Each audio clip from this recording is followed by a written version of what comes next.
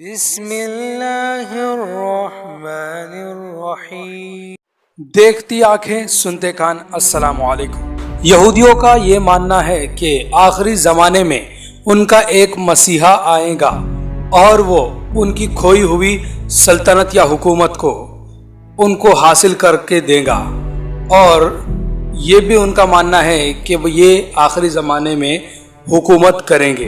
और ये लोग इनके मसीहा के आने के इंतज़ार में तरह तरह की तैयारियां करते हैं और कोई भी प्लेटफॉर्म ऐसा नहीं है जो इनकी चालों से, मक्कारियों से और फरेबों से भरा नहीं है। हर जगह, हर प्लेटफॉर्म पर इनकी साजिशें नज़र आती है। हज़रत सुल्तान सलाहुद्दीन अय्यूबी के दौर में ये लोगों ने लोगों को बहकाने के लिए तरह तरह की चालें और साजिशें और फितने बर्पा किए ताकि लोगों का माइंड पर कंट्रोल कर सके। और अभी के दौर में ये लोगों को इंटरनेट, टेलीविज़न या फिल्म इंडस्ट्री के ज़रिए ये लोगों के माइंड को कंट्रोल करने की कोशिशें कर रहे हैं। और कार्टून्स वगैरह सीरीज़ में भी ये लोग उनके बहुत सारी निशानियों को बताते हैं। फिल्मों और कार्टून्स में ये इस तरह के मनाजिर दिखाते हैं कि ताकि लोगों के लाशऊर में आसानी से समा सके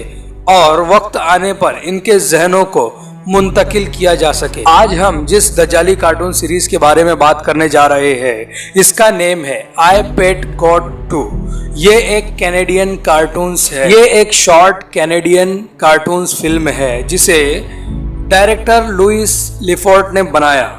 और इसमें इस ऐसे तरह के पैगामात को जाहिर किया गया है जो दज्जाल से ताल्लुक रखते हैं। इस कार्टून सीरीज में हर सीन में मुख्तलिफ पैगामात इशारों की शक्ल में दिखाए गए हैं। और इस कार्टून सीरीज में ये भी दिखाया गया है कि एक आंख होती है जो सब पर कंट्रोल रखती है। कुछ लोगों का ये मानना है कि इस कार्टून सीरीज में जो पेशन गोइया बताई जाती है वो सच होती है। जैसा कि सैमसंग कार्टून में कुछ पेशन गोइया बताई गई थी और वो आगे चलकर सच हुई। नाजरीन गिरामी, दर हकीकत ये कोई पेशन गोइया नहीं होती।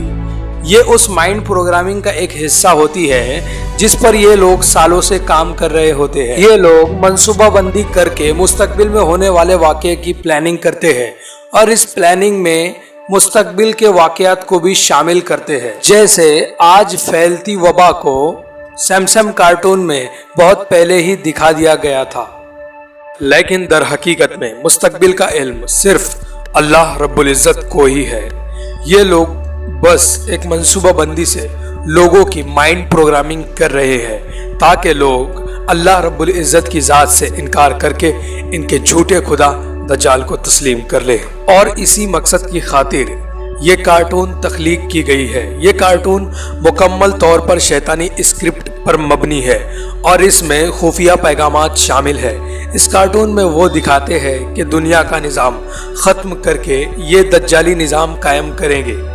आप लोगों ने अक्सर बचपन में एक स्टोरी के बारे में सुना होगा जिसे द पेट गॉड कहते हैं। ये बच्चों के लिए लिखी गई है। ये एक मुख्तसर सी कहानी है जिसे शोहरत उस वक्त हासिल हुई जब अमरीकी सदर जॉर्ज बुश ने इसको एक स्कूल में बच्चों को पढ़कर सुनाया था।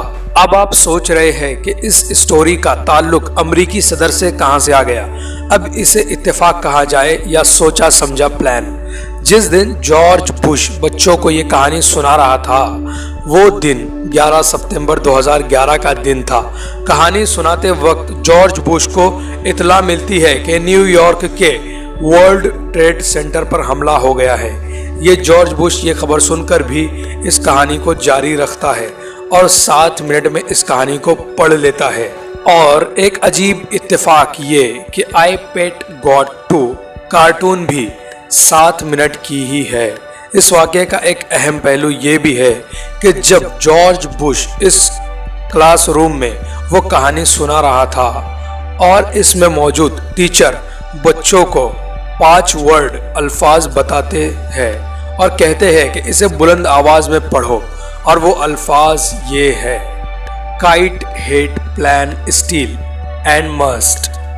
और ये जहन में एक सोचा समझा फिक्रा बनता है। A kiting plan must collide with steel. और उस दिन हुआ यूं कि एक जहाज दुनिया की मशहूर तरीन इमारत से टकराता है। नाज़रीन गिरामी, आप अब समझ गए होंगे कि ये एक सोचा समझा प्लान था और प्लान के मुताबिक सब कुछ हुआ।